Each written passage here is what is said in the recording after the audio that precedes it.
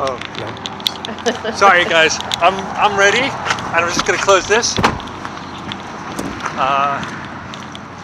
I'm good. I'm afraid because I'm gonna be so crazy. So I'll just hide, and I'll call for you. Thank you, Anthony. You're still getting it? Yes, I am.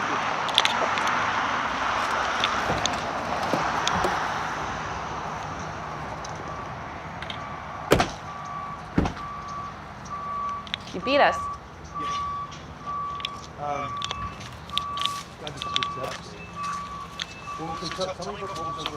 This was a single-family home.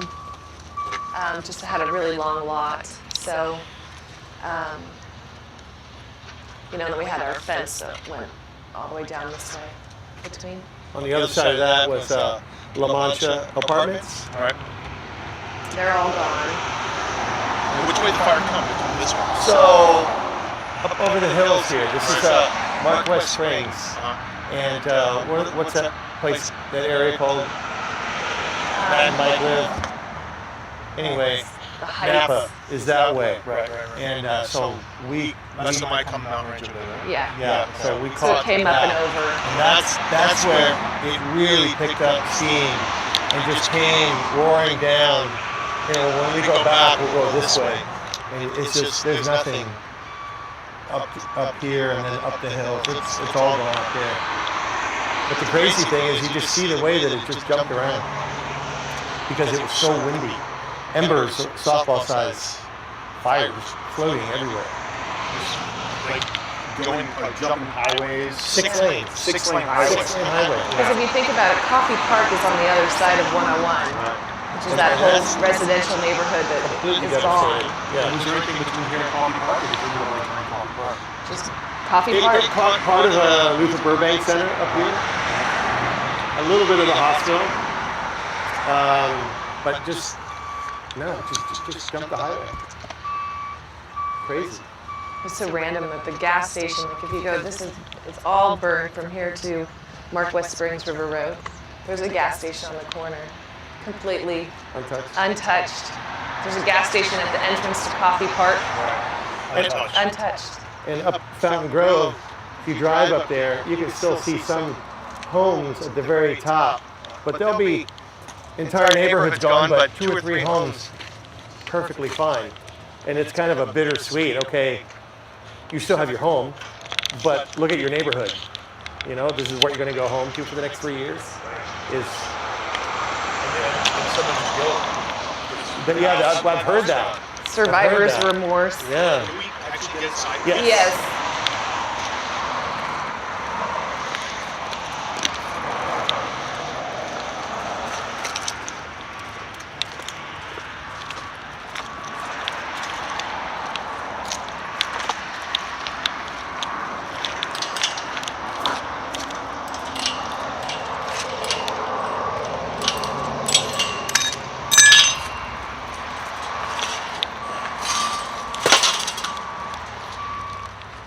Welcome to Willi's Wine Bar. So this was the entrance into the kitchen. You could see the firewall here. So that was Behind the line. The hotline's on the other side. Yeah. Hotline was on the other side. You could see it over here. So you can see the chef's counter.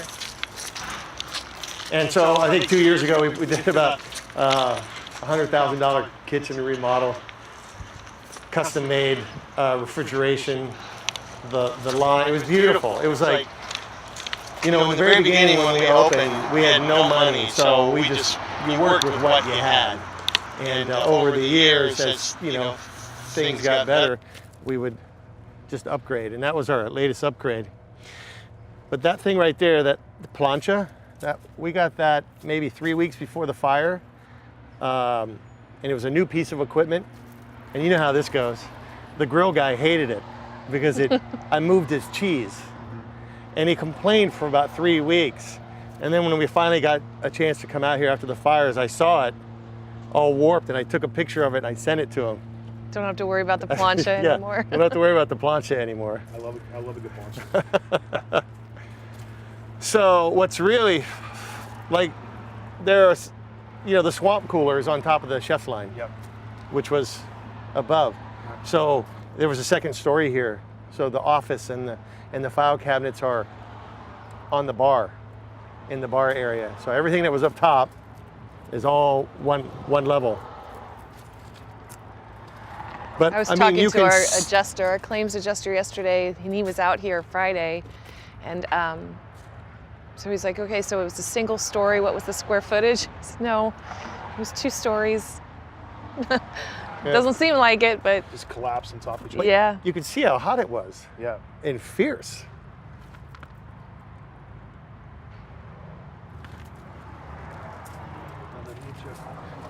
Yeah. But look over here.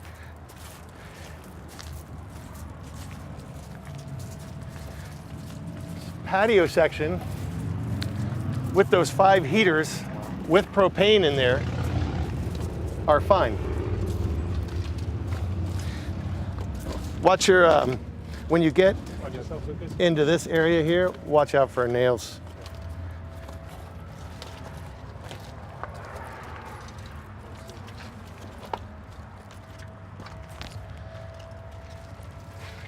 So the building was 1886. 1886. Used to be an old gas station. We'd never seen that before, so that was just behind. Behind the paint. Right? Behind It like the paint, melted yeah. off of the Right. stucco. Yeah, stuck and melted off, right? So this is the bar. You can, There was a front dining room over there, yeah. and another dining room back over here, and then the bar, more dining, and then the outdoor patio that wrapped around, obviously, around here.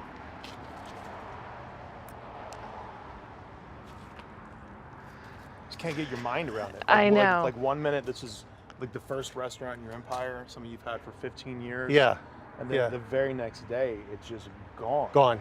It's just gone. Yeah. Like the reality is just so stark. Yeah, it is. No pun intended, huh? Right. Exactly. It's just harsh. I think that because it was the first one, we tiled the floors ourselves. Not very well, but we painted it, in the very beginning. That for Terry and myself, and those people that have been here for 10 and 13 years, to see it, it's like, wow, you lost something here. Yeah. You lost a lot of memories. And, that's the big question. Can it be rebuilt? Sure. Will it be the same? I don't know. That's the big question mark. What was some happy times here? What, like some really great events or Christmas parties or celebrations, New Year's Eves? Like, Well, this was the only restaurant that we had anniversary parties for, because it was the first one, like, it's just yeah. so we had those, milestone anniversary parties, which were really great. And like I said, we just never did that for the other restaurants. Maybe we will now, I don't know, but it was just the one that we celebrated the most. And just because this was the first, we started off with people like that were just starting in their career, like Dan Costa Brown Winery. Mm-hmm. He wrote our opening wine list for us. He was just starting his winery. We paid him $500 a month He to was run. broke. He was broke. We were broke. And we kind of did this all together, and then his winery obviously just exploded and did so wonderfully. And this was like the grassroots. And when we opened in 2002 here, the dining scene was so different in Santa Rosa. I mean, we were really taking a chance. There wasn't a whole lot of competition. And so it just made this place really special. And It's when people refer to us, whether they're from out of town or whatever, they say, you're the Willi's people, and that was cool. We're the Willi's people. So, but it's a lot of memories. Joe Montana's kids went to school here. And Joe would sit here at 3 o'clock in the afternoon, 2:30 in the afternoon, have a couple glasses of wine before he picked up the kids. Well, they wouldn't let him watch practice. That's right. And he'd be the only guy in the restaurant just sitting at the bar. I thought it was really cool. Yeah. But just, this is our mojo, for sure. Yeah. And when you saw this for the first time, when you pulled up in the parking lot and you Cried like a baby. Cried like a baby. Two of us. The first time. It was, you know, it's wood and metal and china, but when we walked up onto it, man, it was just, thank God we have each other to lean on at that moment. Terry still cries like a baby. That's my thing. I don't know how you couldn't. I mean, it's just so devastating to. When we were at home with the 10 people, three of them were ex-employees. My first sous chef, the first bar manager, and one of the lead cooks were still very, very close friends. And we were all at the house together. Two of them lived with us. For a year. First year we opened this, we moved them from the Bay Area to open this restaurant, and they lived with us for the first year. I mean, that's how, this was such a family, effort. But they were at the house when we got the first, somebody sent us a video, 1:30 in the morning, maybe, 2 o'clock of Willi's completely engulfed in flames. Can we get that video? Who has that video? It's going to be on. I think it was the Press Democrat that already had it posted. Somebody sent it to us. Okay. But we were all together at that moment. Right. And, whether you call that a good thing or not, it was to share it with, the core of who opened that restaurant was, I'll never forget it. I'll never forget it. As a restaurateur, and we have 150 associates, employees at our restaurant, and that sense of family and that sense of community, when you're a restaurant and you've sort of founded like the new wave of the dining scene here, and everybody kind of knows you for that, you become such a fixture in the community. When that's gone, everybody feels that. Everybody has such a huge hole in their heart. Doug Keene, you know Doug? I do. Michelin star chef. He texted me the day after it. He said, "Dude, I am so sorry. That you have to rebuild. That place was too special." It was kind of a chef's chef favorite place, and winemakers loved being here because our wine list was really eclectic, and while we featured, about 60% local wines, we had an amazing program that featured wines that the winemakers really wanted to drink from out of the area, imports, whatnot, that this was the hangout.